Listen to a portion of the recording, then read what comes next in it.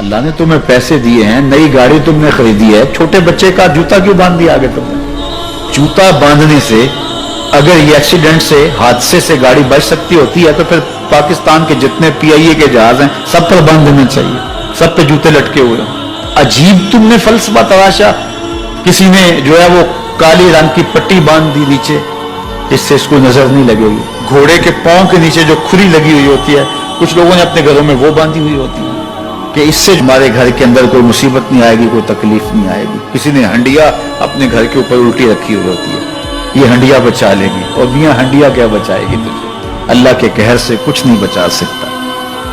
جب تمہارے اوپر کوئی مصیبت نازل ہونی ہے تو کچھ نہیں بچا سکتا. اگر بچنا چاہتے ہو تو پھر اللہ سے استغفار کرو, اللہ تعالیٰ کی تسبیح کرو, اللہ کی تحلیل کرو, میرے حضور پہ درود پڑھو, پھر دیکھنا کہ مصیبتیں ٹلتی ہیں یا نہیں ٹلتی. تو یہ خام خواہ کے رکیے اور یہ عامل لوگ جو ہیں ان کا تو کام یہی ہے, ان کا کام چلتا ہے لوگ ذوف الاعتقادی میں مبتلا رہے ہیں اور یہ کہہ دیتے ہیں کہ آپ کے خاندان میں ایک منحوس عورت ہے, یہ اس کا کیا ہوا ہے, تو کوئی نہ کوئی منحوس تو پہلے ہی انہوں نے طے کر رکھی ہوتی ہے, فوراً ذہن وہاں جا کلک ہو جاتا ہے.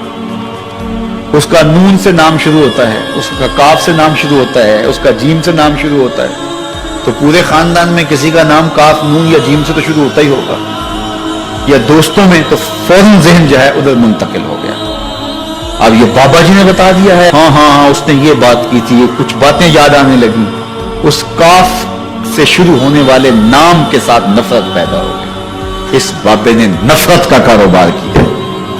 اس نے تو 100 روپے 200 روپے لے لیے, لیکن دو انسانوں کے اندر نفرت ڈال دی. اس کا گریبان کل قیامت کے دن پکڑا جائے گا. ان ملنگوں کے پاس, ان ذوف الاعتقادی کو پھیلانے والوں کے پاس کبھی نہ جاؤ. تمہیں مصیبت پڑی ہے, تمہیں لگ رہا ہے کہ شاید میرے اوپر جادو ہے, تو پڑھو نا سورہ بقرہ, جادو جڑ سے اکھڑ جائے گا. 40 دن اپنے گھر میں سورہ بقرہ پڑھو, برکت ہوگی. کہتے ہیں مولوی صاحب 40 دن تو نہیں پڑھی جا سکتی, 2.5 پارے, ہمیں کوئی تعویذ ہی کرتے ہیں. ہم شارٹ کٹ چاہتے ہیں نا, روزانہ صبح 2.5 پارے سورہ بقرہ پڑھے, یہ تو ہم سے نہیں پڑھی جائے گی.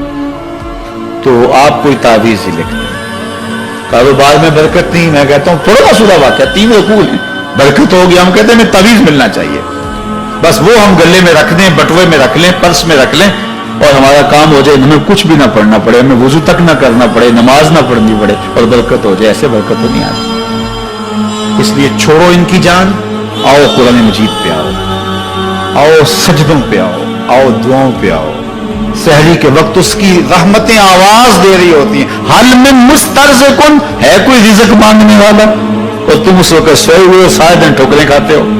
آؤ نہ اس وقت جھولی پھیلا کے, ہاتھ پھیلا کے کہو مالک تو جھولیاں بھر دے. تو پھر دیکھنا, میرا بیٹا سالم مشرکین کی قید میں ہے اور میں فاقوں کی حالت میں ہوں.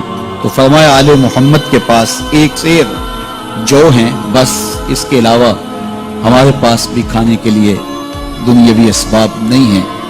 کہا صبر کرو اور اللہ سے ڈرو, اور لا حول ولا قوت الا باللہ کثرت کے ساتھ پڑھو. یہ ایسا وظیفہ ہے, ایک حدیث پاک میں آتا ہے کہ یہ 99 بیماریوں کا علاج ہے. اس میں سب سے کم درجے کی بیماری ہم اور غم ہے. یہ دکھوں کا مداوع ہے, مشکلات کا علاج ہے, اور یہ وظیفہ میرے حضور نے بتایا. حضرت ابو ذر غفاری رضی اللہ تعالیٰ عنہ کو حضور نے 5 چیزیں بتائی تھی. ان میں سے 5ویں چیز یہ تھی کہ ابو ذر کثرت کے ساتھ لا حول ولا قوت الا باللہ پڑھا کرو. فرمایا عرش الہی کے نیچے ایک خاص خزانہ ہے, یہ وظیفہ وہاں سے آیا ہے. یہ زندگی میں معمول بنا لو, جب پھنس جاؤ, مشکلات میں آ جاؤ, تو لا حول ولا قوت الا باللہ پڑھو, اللہ راستے کھولے گا. تو حضور نے 3 چیزیں فرمائی, اللہ سے ڈرو, صبر کرو, اور کثرت کے ساتھ لا حول ولا قوت الا باللہ پڑھو. وہ فرماتے ہیں کہ میں یہ عمل شروع کیا, ابھی گھر میں بیٹھا ہی تھا کہ دروازے پہ دستک ہوئی. تو میں اٹھا کہ دروازہ کھولوں, دیکھوں کہ کون ہے. تو دروازہ کھولا, دیکھا میرا بیٹا کھڑا ہے اور اس کے پیچھے 100 اونٹ کھڑے ہیں. تو میں نے کہا کہ تم اور یہ اونٹ؟ کہا مجھے موقع لگ گیا, میں ان کی قید سے بھاگ آیا. وَيَرْزُقْهُ مِنْ حَيْثُ لَا يَحْتَسِبُ, وہ تمہیں وہاں سے رزق دے گا جہاں سے تمہیں گمان بھی نہیں. اس کے ہو کے تو دیکھو. اللہ اکبر. اللہ کے ہو جاؤ تو پھر وہ تمہاری ضرورتوں کا کفیل ہو جائے. فرمایا حضرت عبداللہ ابن مسعود رضی اللہ تعالیٰ عنہ نے کہ کسی شخص کو فقر و فاقہ آ جائے تو وہ لوگوں کو بتائے کہ میں آج کل بڑے مشکل حالات میں ہوں, ہر وقت لوگوں کو بتاتا رہے تو اس کی مشکل بڑھے گی, اس کی مشکلیں آسان نہیں ہوں گی اس طرح. اور اگر وہ اپنی اس مشکل کو کسی سے شیئر نہ کرے بلکہ مصلی بچھا کے اپنے رب سے کہے کہ مالک فقر و فاقہ آ گیا ہے اور اس کا علاج تیرے پاس ہے, اس مرض کا مداوع تیرے پاس ہے. حضرت عبداللہ ابن مسعود فرماتے ہیں کہ رسول کریم نے فرمایا جلد یا بدیر اللہ اس کو مالا مال فرما دے. یہ بھی کبھی کر کے دیکھو, مشکل آ جائے, فاقہ آ جائے. اور قرآن مجید کا دل سورہ یاسین ہے. جس نے ایک مرتبہ سورہ یاسین کی تلاوت کی اللہ 10 مرتبہ قرآن پڑھنے کا ثواب عطا کرے. اور کتنا بڑا اجر ہے. آپ ایک سال میں بھی شاید 10 قرآن مجید نہ ختم کر سکیں اور سورہ یاسین پڑھیں تو 10 مرتبہ قرآن مجید پڑھنے کا ثواب نصیب ہوگا.